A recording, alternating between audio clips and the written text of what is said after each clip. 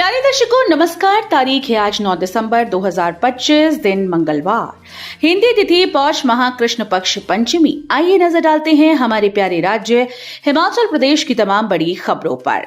Video शुरू करने से पहले कमेंट बॉक्स में जय हिंद लिखकर हमें सपोर्ट करें। तो चलिए शुरू करते हैं।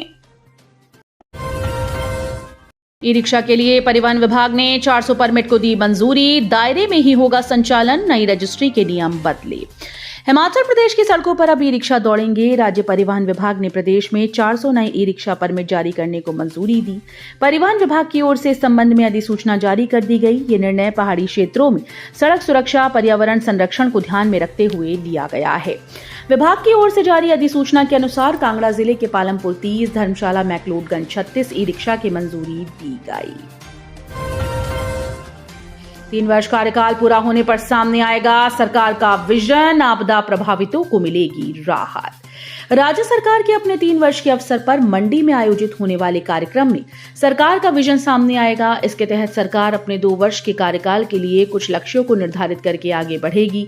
इसमें स्वास्थ्य, शिक्षा, पर्यटन और ग्रामीण विकास के साथ कुछ अन्य क्षेत्रों को प्राथमिकता दी जाएगी। इसी तरह प्राकृतिक आपदा प्रभावितों के जख्मों पर भी सरकार मरहम लगाएगी।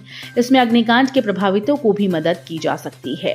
मंत्रिमंडल की घोषणा के अनुरूप सरकार आपदा प्रभावितों को 8 लाख रुपए वितरित करने की शुरुआत भी मंडी से कर सकती है। 1 जनवरी से बदलेंगे डिजिटल बैंकिंग के नए नियम, जानिए क्यों पड़ी बदलाव की जरूरत। भारतीय रिजर्व बैंक ने देश की डिजिटल बैंकिंग सेवाओं के संचालन में एक बड़ा बदलाव लाने की तैयारी कर ली। 1 जनवरी 2026 से लागू होने वाले ये नए दिशा निर्देश डिजिटल लेन देन के बढ़ते माहौल में ग्राहकों की सुरक्षा और उनके अधिकारों को सुनिश्चित करने की दिशा में एक निर्णायक कदम है। ये फैसला यूं ही नहीं लिया गया।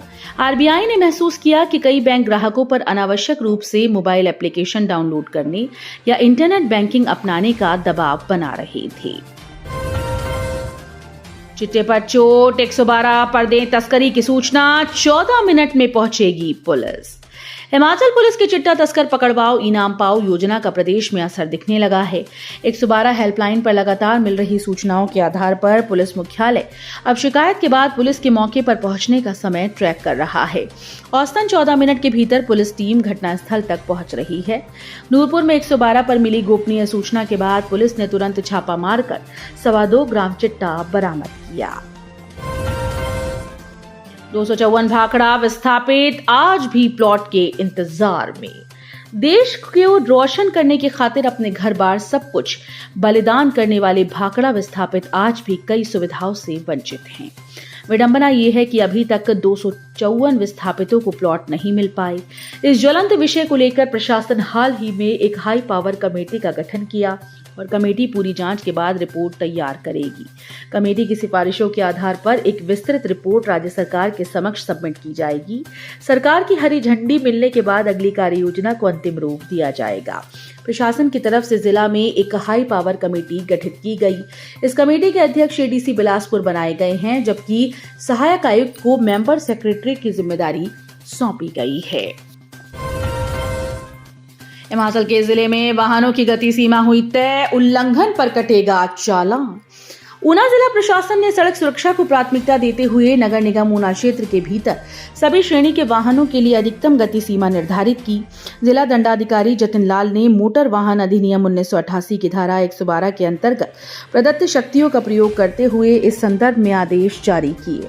ये व्यवस्था परिवहन विभाग के द्वारा पूर्व में नगर निकाय क्षेत्रों के लिए अधिसूचित गति सीमाओं के अनुरूप है। जारी आदेश के अनुसार नगर निगम ऊना की सीमा के भीतर 8 सीटों तक के यात्री वाहनों के लिए अधिकतम 30 किलोमीटर प्रति घंटा और 9 या उससे अधिक सीटों वाले यात्री वाहनों के लिए अधिकतम 40 किलोमीटर प्रति घंटा की गति सीमा तय की गई। कर्मचारियों को 8 तारीख को भी नहीं मिला वेतन, यूनियन ने दे दी आर पार की लड़ाई की चेतावनी। घाटे के मार झेल रहा हिमाचल प्रदेश पथ परिवहन निगम अपने कर्मचारियों को 8 दिन बाद भी वेतन जारी नहीं कर पाया। समय पर वेतन न मिलने से निगम के कर्मचारी भड़क गए। एचआरटीसी चालक यूनियन के अध्यक्ष मान सिंह ठाकुर और कंडक्टर यूनियन अध्यक्ष प्रीत महेंद्र ने कहा कि कर्मचारी वेतन के लिए बार बार मांग कर करके थक चुके हैं। भाजपा विधायक हंसराज एक और विवाद में फंसे, व्हाट्सएप अकाउंट हुआ हैक, बताया किस तरह एक लिंक आया। हिमाचल प्रदेश के जिला चंबा में चुराह विधानसभा सीट से भाजपा विधायक डॉक्टर हंसराज एक बार फिर से विवादों में आ गई। उनका व्हाट्सएप अकाउंट हैक हो गया है। विधायक हंसराज ने खुद इंटरनेट मीडिया पर एक वीडियो संदेश जारी कर इस घटना की पुष्टि की और लोगों को सतर्क रहने की अपील की।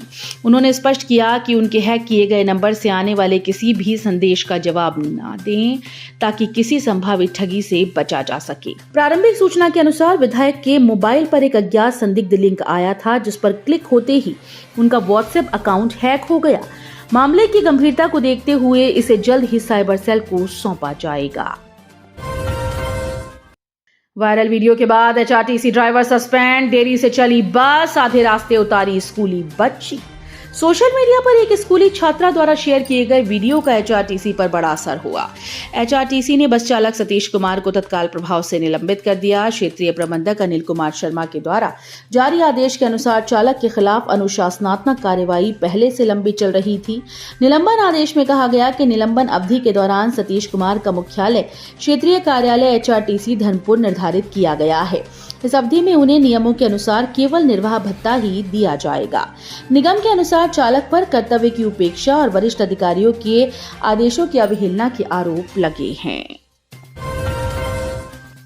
इंटरव्यू के लिए बद्दी गया 23 वर्षीय युवक हुआ लापता, 30 नवंबर से आ रहा है फोन बंद।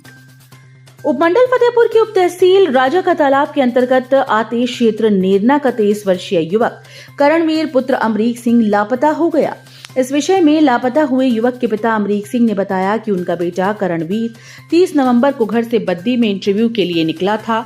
बद्दी पहुंचने के बाद उसने उसी दिन रात को घर पर फोन किया था, परंतु बद्दी पहुंचने के बाद किए फोन के उपरांत उसका फोन भी स्विच ऑफ आ रहा है।